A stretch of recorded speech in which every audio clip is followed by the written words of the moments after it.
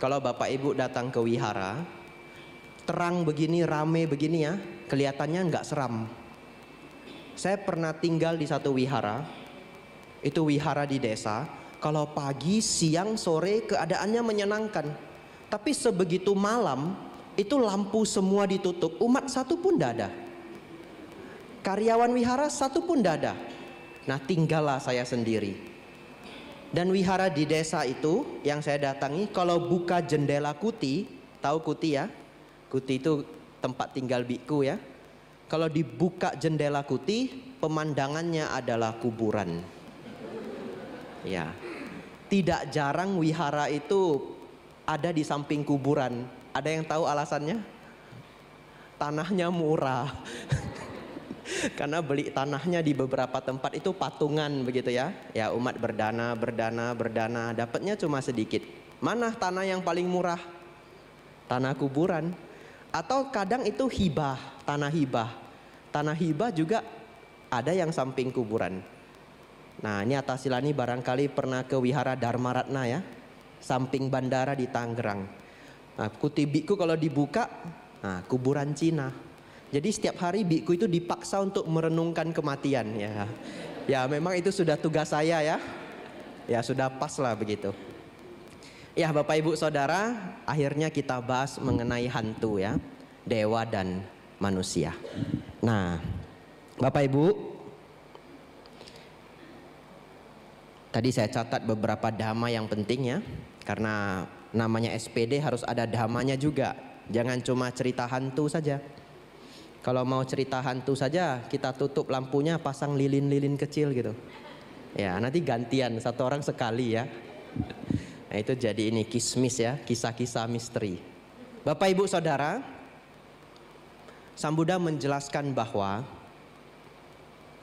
alam ini, alam semesta atau alam eksistensi ya, alam eksistensi di sana itu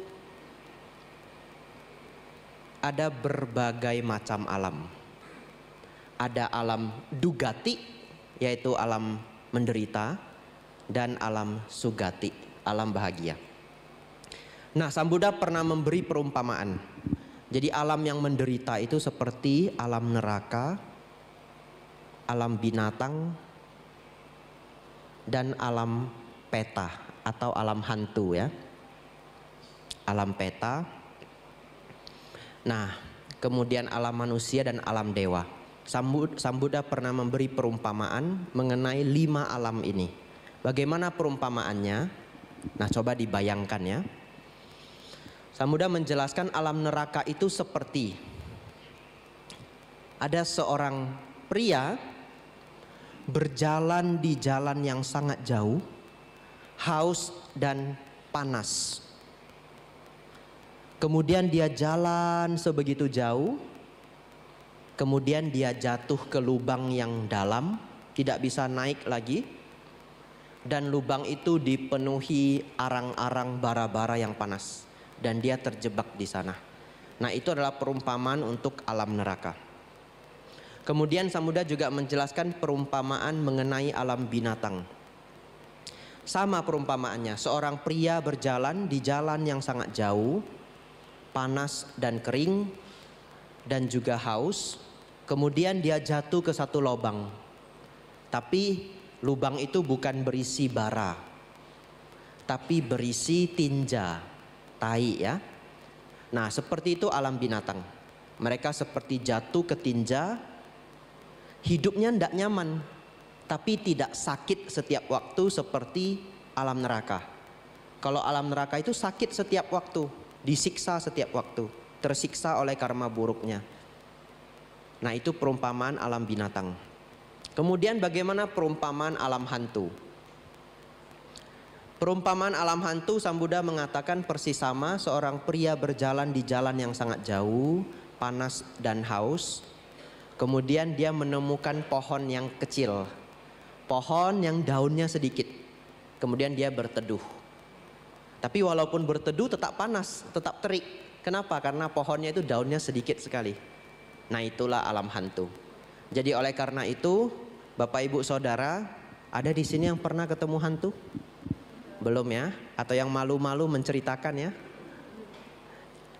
Nah, hantu itu digambarkan penuh dengan kesedihan karena dia lelah ya, istirahat juga di pohon yang daunnya sedikit.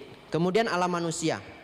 Sang Buddha menggambarkan manusia seperti seorang yang jalan sangat jauh, panas dan haus, kemudian menemukan pohon yang sangat rimbun, teduh begitu. Kemudian istirahat di bawah pohon yang teduh. Nah, itu gambaran kehidupan manusia. Terakhir, gambaran kehidupan para dewa. Para dewa itu digambarkan seperti seorang pria yang jalan sangat jauh, panas dan haus, kemudian menemukan mansion atau rumah yang sangat besar. Di dalamnya itu ada fasilitas, ada furniture yang bagus-bagus, tempat tidur ranjang yang besar, kemudian dia beristirahat.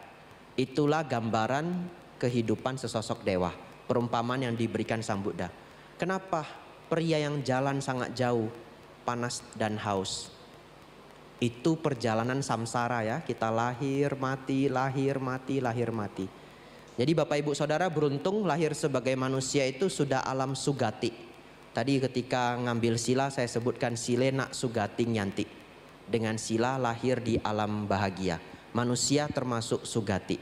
3 yang di bawah dari perumpamaan Sang Buddha tadi itu alam yang menderita.